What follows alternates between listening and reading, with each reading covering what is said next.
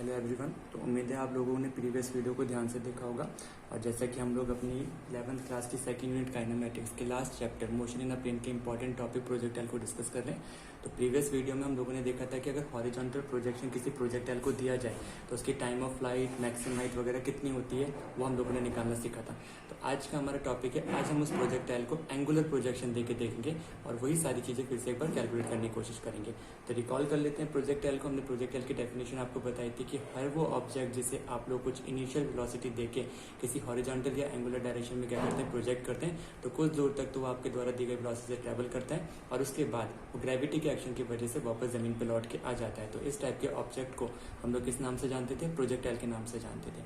ठीक है, तो इस केस में इस वीडियो में हम लोग एंगुलर प्रोजेक्शन के बारे में यहाँ पर बात करेंगे कि अगर प्रोजेक्टाइल को एंगुलर प्रोजेक्शन दिया जाए तो उस केस में क्या होगा।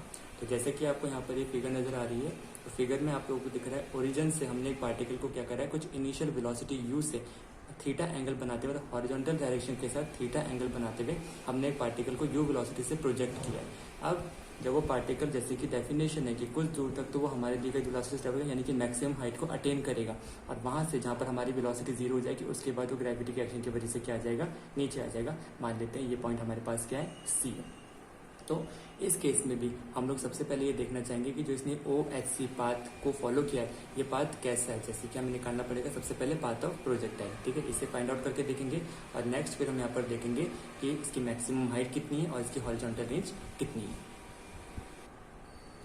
यहाँ पर आपको एक चीज़ और ध्यान रखनी पड़ेगी, जब हम लोगों ने हॉरिजॉन्टल प्रोजेक्शन किया था तो उस केस में तो आपने वेलोसिटी को यू कंपोनेंट यू की तरह लेट किया था, लेकिन इस केस में आप यहाँ पर देख रहे हो कि इसको अपने हॉरिजॉन्टल डायरेक्शन में, मतलब एंगुलर डायरेक्शन में प्रोजेक्ट किया थीटा एंगल बनाते हुए।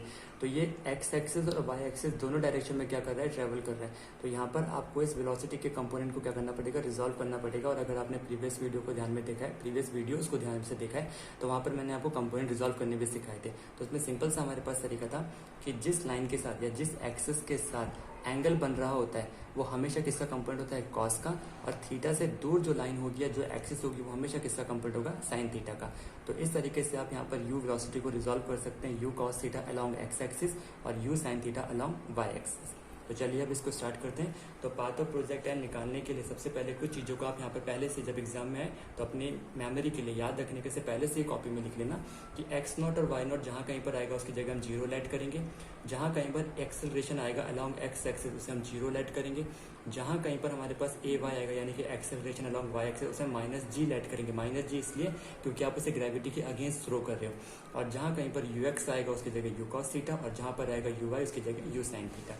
इन सब चीज़ों को लेके चलिए हम स्टार्ट करते हैं अपना सबसे पहले पाथ निकालने के लिए। जैसे कि मैंने समझाया था कि पाथ निकालने के लिए आपको दोनों मोशन कंसीडर करने पड़ेंगे क्योंकि आपने इसको वाई एक्सिस में फेंका है और ये एक्स एक्सिस में भी ट्रेवल कर रहा है। तो सबसे पहले यहाँ पर निकालते हैं मोशन अलोंग एक्स एक्सिस। और एक्स एक्सिस के लिए आपको एक्स की इक्वेशन लिखनी पड़ेगी। यहाँ पर x is equal to x not plus का यू एक्स टी प्लस का half a x t square. ये आपकी जनरल इक्वेशन है।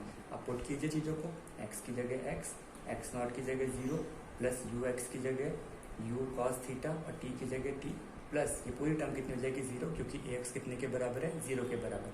तो यहाँ से आपको एक्स की वैल्यू मिल जाएगी you cos theta into T और यहाँ से आप लोग टी यानी टाइम की वैल्यू निकाल दीजिए तो आपके पास आ जाएगा x upon you cos theta. इस वैल्यू को जरा समझ के और संभाल के रखिए क्योंकि आगे हमें इसका इस्तेमाल करना पड़ेगा। तो ये पाथ ऑफ प्रोजेक्टाइल का हमने एक टॉपिक आधा कर लिया, मोशन अलोंग एक्स एक्सिस। अब सिमिलरली हम लोगों को मोशन अलोंग वाई एक्सिस भी निकालना पड़ेगा कि वाई एक्सिस के अलोंग मोशन कैसा है। तो उसके लिए अगेन आप वाई की इक्वेशन लीजिए, y is equal to y not u y t plus का half a y t square. Y की जगह वाई नॉट की जगह जीरो, यू वाई की जगह आप कंपोनेंट रखोगे यू साइन थीटा जैसे कि हमने पहले मेंशन किया, इनटू टी की जगह आपको ये वैल्यू पुटअप करनी पड़ेगी कितने के बराबर, x upon you cos theta.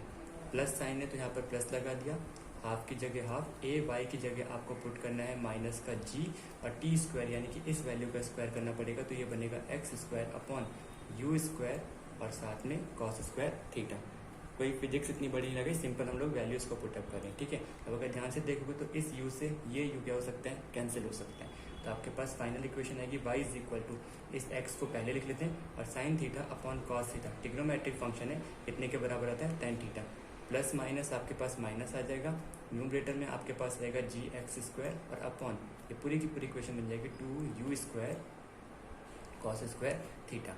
अब इस इक्वेशन को जो आपके पास ही सामने यहाँ पर निकल के आ रही है, इससे ज़्यादा इसे हम आगे इलेबोरेट और सिंप्लीफाई नहीं कर सकते।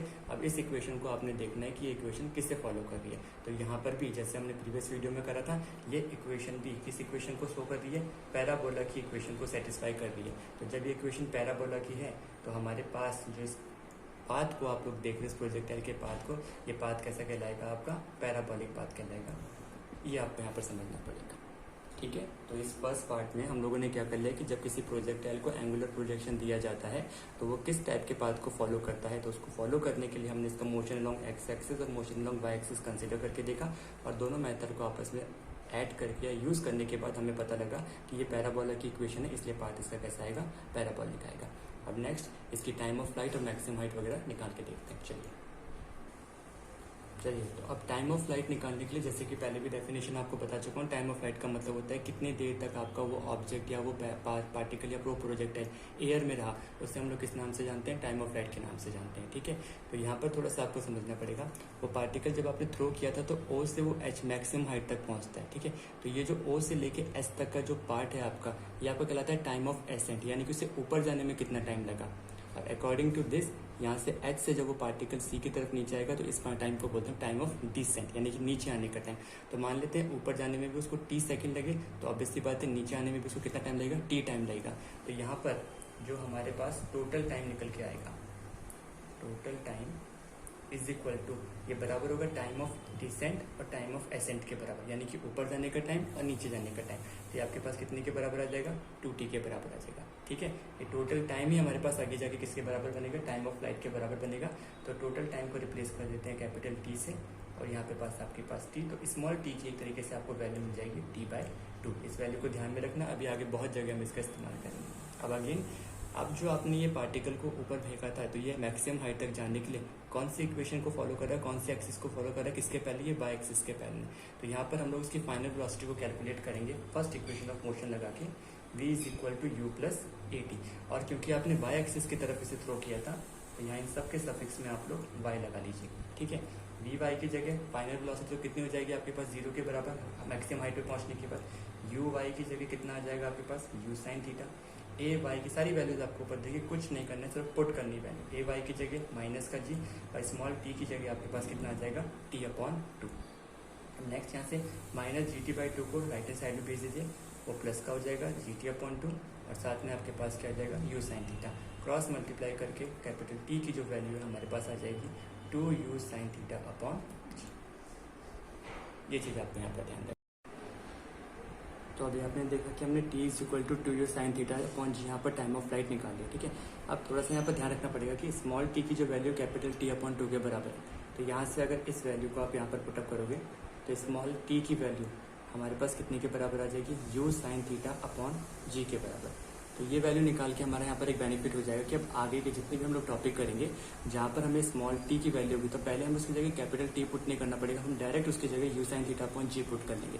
तो हमारा एक स्टेप वहाँ पर बच जाएगा। नहीं तो अगर आप इस वैल्यू को कैलकुलेट नहीं करते तो जहाँ पर आपका स्मॉल टी आता, पहले आप उसकी जगह कैपिटल टी पुट करते एंड अगेन जब वो टी से 2 को डिवाइड करते तो वैल्यू यही आनी थी, लेकिन हमारा एक स्टेप बढ़ जाता। तो हमारे पास क्या काम हो गया, जहाँ कहीं पर स्मॉल टी आएगा हम डायरेक्ट उसकी वैल्यू को यू साइन थीटा/g की फॉर्म में पुटअप कर देंगे, ठीक है।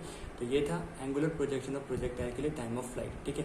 पाथ हम निकाल चुके हैं, पैराबोलिक पाथ आया था, टाइम ऑफ फ्लाइट निकाल दिया। अब देखते हैं इसकी मैक्सिमम हाइट कितनी निकल के आएगी, चलिए उसे करके देखते हैं।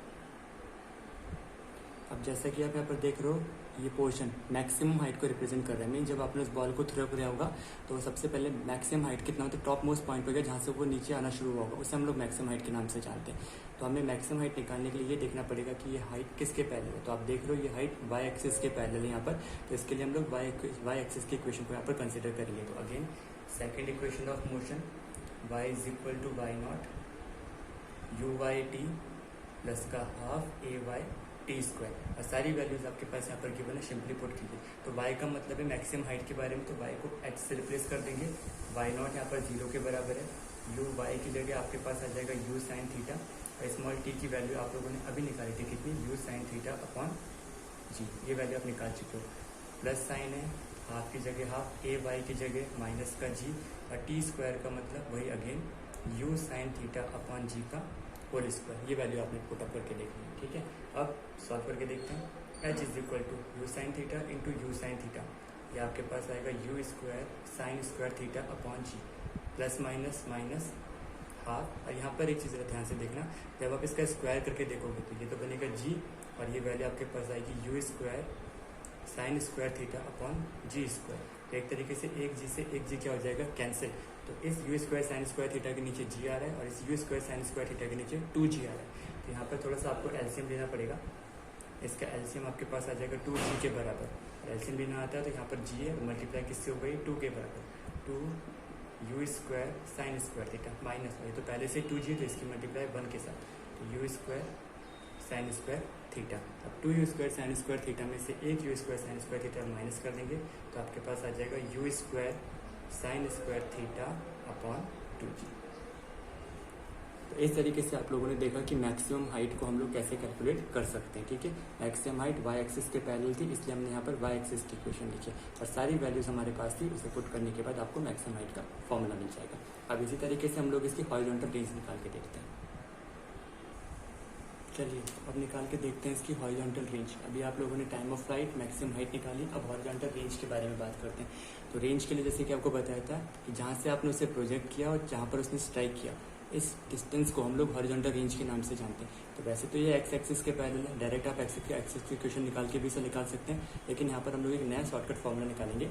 तो रेंज को डिनोट करते हो आप लोग आर से, उसका फॉर्मूला आपके पास आएगा r is equal to u cos theta into capital T. Means u cos theta का मतलब है एक्स एक्सिस में कितनी वेलोसिटी से वो ट्रैवल करता और कितनी देर तक वो एयर में रहा, तो दोनों का जो प्रोडक्ट है वो आपको क्या देगा, रेंज दे देगा। तो यहाँ पर आर की जगह आर, यू कॉस थीटा आपके पास यहाँ पर मौजूद है, और टाइम ऑफ फ्लाइट की वैल्यू आपने अभी निकाली थी, वो किसके बराबर थी, 2 u sine theta upon g के बराबर, ठीक है। अब थोड़ा सिस्टमेटिक वे में लिखते हैं, यू इंटू यू आपको देगा यू स्क्वायर, और साथ में आपके पास एक वैल्यू बन रही है 2 साइन थीटा कॉस थीटा, और अपॉन में कितना चल रहा है जी। अब यहाँ पर एक आइडेंटिटी आपको यूज करनी पड़ेगी ट्रिग्नोमेट्री की, जैसे यूज करते थे sign square theta plus cos square theta 1 के बराबर होता है, ऐसे ही आपको यहाँ पर रखना है याद कि जो 2 साइन थीटा और कॉस थीटा होता है, इसकी वैल्यू किसके बराबर होती है, ये फॉर्मूला होता है हमारा साइन 2 थीटा का फॉर्मूला होता है, ये आपको याद रखना है। तो 2 साइन थीटा कॉस थीटा के बराबर आप साइन 2 थीटा को पुटअप कर दीजिए, तो आपके पास वैल्यू निकल के आ जाएगी यहाँ पर R is equal to u square sine 2 theta upon जी।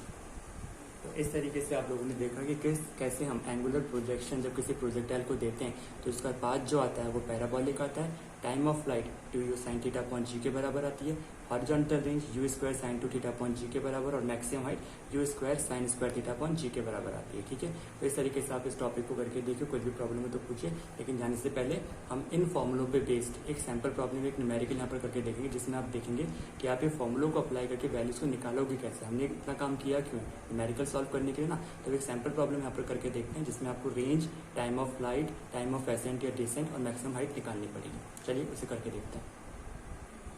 चलिए तो अभी आप लोगों ने एंगुलर प्रोजेक्शन और प्रोजेक्टाइल देखा कि किस तरीके से उसने time of flight, maximum height और हॉरिजॉन्टल रेंज निकाली। अब उन्हीं फॉर्मुलों को यूज करके एक सैम्पल प्रॉब्लम करके देखते हैं। तो क्वेश्चन में जो सबरी थी क्वेश्चन की वो मैंने यहाँ पर आपको लिख के दिखा दिया कि आपके पास एक ऑब्जेक्ट है जिससे आपने 30 डिग्री पर क्या करा होगा, प्रोजेक्ट किया होगा। जैसे कि फिगर आपको दिख रही है, इस पर मान लेते हैं कि जो थीटा हमको दे रखा है वो कितने के बराबर है, 30 डिग्री, और जो ये इनिशियल वेलोसिटी है ये आपको गिवन है 20 मीटर पर सेकंड के बराबर। तो आपको ये निकाल के बताना है कि कितना टाइम ऑफ फ्लाइट है, हॉरिजॉन्टल रेंज कितनी है, मैक्सिमम हाइट कितनी है, और टाइम कितना टाइम उसको मैक्सिमम हाइट तक पहुंचने में लगा होगा। तो एक एक करके हम सारे फॉर्मूले यहाँ पर अप्लाई करते हैं। तो सबसे पहले बात करते हैं टाइम ऑफ फ्लाइट की, जिसका फॉर्मूला हमारे पास था 2 u sine theta upon g के बराबर। अब टाइम ऑफ फ्लाइट निकालने के लिए कैपिटल टी, 2 की जगह 2, यू की जगह आपके पास 20, साइन थीटा का मतलब आपके पास साइन 30 डिग्री, और अपॉन जी इन्होंने कहा है कि अगर जी की वैल्यू चाहिए तो आप 10 देना, तो हमसे 10 दे लेते हैं। तो टाइम इज इक्वल टू 22 जो यहाँ पर 40 आ जाएगा। साइन 30 की जो वैल्यू होती है वो होती है आपके पास 1/2 के बराबर, तो ये आपके पास वैल्यू आ जाएगी 1/2, और 10 तो पहले से यहाँ पर चल रहा है, तो 10 2 जा 20 और 20 2 जा 40। तो एक तरीके से हमारे पास जो टाइम ऑफ फ्लाइट है कितने के बराबर आ जाएगा, 2 सेकंड के बराबर आ जाएगा। तो आप देख रहे हो कि हमने टाइम ऑफ फ्लाइट का फॉर्मूला जो ड्राइव किया था उसे न्यूमेरिकल के फॉर्म में निकाल सकते हैं। अगेन अगर आपने वीडियो को ध्यान से देखा है तो हमें पता है जो स्मॉल टी होता है वो कैपिटल T बाई 2 के बराबर होता है, क्योंकि हमें यहाँ पे स्मॉल t की वैल्यू भी कैलकुलेट करनी है और कैपिटल T हम 2 सेकेंड निकाल चुके हैं, तो यहाँ से स्मॉल t की वैल्यू कितनी आ जाएगी 2/2 यानी कि 1 सेकेंड। चलिए ये वैल्यू भी हमारे पास यहाँ पर निकल के आ गई। अगेन आगे बढ़ते हैं, उसके बाद हमारे पास मैक्सिमम हाइट h का फॉर्मूला हमने अभी निकालना सीखा था। वो फॉर्मूला हमारे पास था u² sin² theta upon 2g, ये वैल्यू हमारे पास थी। अब वैल्यू को पुटअप कर देते हैं। u² का मतलब आपको 20 का स्क्वायर करना है, sin² थीटा यानी कि sin स्क्वायर 30 डिग्री और अपॉन 2 इंटू जी का मतलब है 2 इंटू 10, ठीक है। 20 का स्क्वायर कितना हो जाएगा 400, sin² थीटा यानी कि sin 30 की वैल्यू जब 1/2 हमने पुट करी थी, अब उसका स्क्वायर है तो 1/2 का स्क्वायर कितना हो जाएगा 1/4 और 10 2 जा 20 यहाँ पर पहले से ही मौजूद है, 1 0 से 1 0, 4 10 जा और 2 5 जा। तो इस तरीके से आपके पास जो मैक्सिमम हाइट थी वो कितने के बराबर आ जाएगी 5 मीटर के बराबर आ जाएगी। और लास्ट हमको हॉरिजॉन्टल रेंज करनी है। रेंज हमने अभी निकाल के आपको बताया था कितने के बराबर है, u² sin 2 theta upon g के बराबर। तो u² का मतलब है आपका अगेन वही 20 का स्क्वायर, sin 2 थीटा का मतलब है 2 इंटू 30 डिग्री और अपॉन में g का मतलब है कितना 10 के बराबर।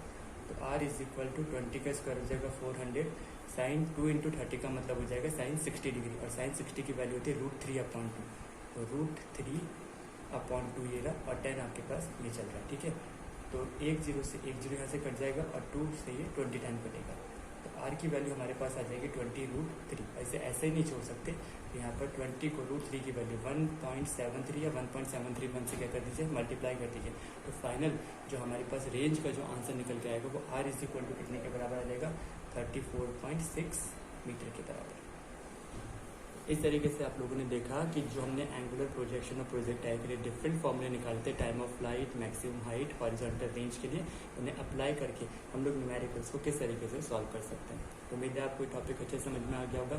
हॉरिजॉन्टल प्रोजेक्शन को भी अच्छे से समझिए और एंगुलर प्रोजेक्शन को भी अच्छे से समझिए, और कुछ भी प्रॉब्लम हो तो आप लोग कमेंट बॉक्स में कमेंट करके पूछ सकते हैं। Thank you.